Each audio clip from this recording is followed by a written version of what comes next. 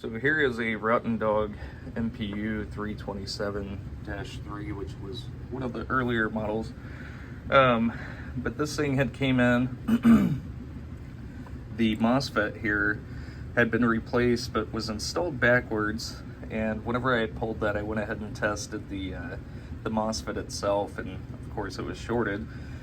So I have replaced that with an IRL 540, and upon replacing it, we still got it locked on coil. So I had checked the output, I believe it was of IC11 here, and we were getting the correct output. And so I went ahead and pulled the MOSFET again. I mean, these are brand new from Mauser, so I know they're good.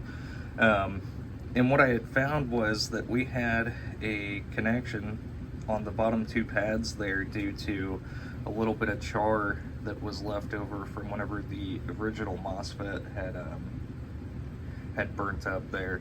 And so what I have done is I've scraped between, you can't really see, but I scraped between the two pads there, reinstalled the new MOSFET, and replaced the onboard RAM with NVRAM.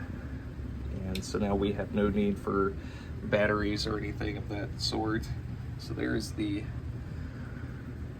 displays working, and then we've got the occasional flash lamp since this is set up for flash.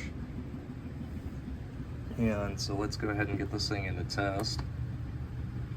And I had to move my display down because whenever I had made my bench, I didn't really take into consideration for the Rottendog setup, so I made the display harness a little bit short. Which is completely fine. We've got everything working out here. So there's the lamp matrix. We'll move over into the solenoids. The two blue LEDs that you see come on, that is the flipper enable relay.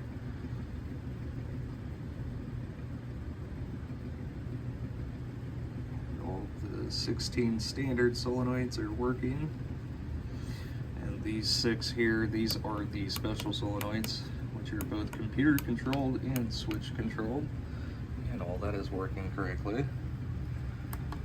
And then we're going to move into switch test, and I'm going through just testing both rows and columns, moving diagonally through the switch matrix. And the last switch that reports there in flash is switch 48, and that is everything 100%.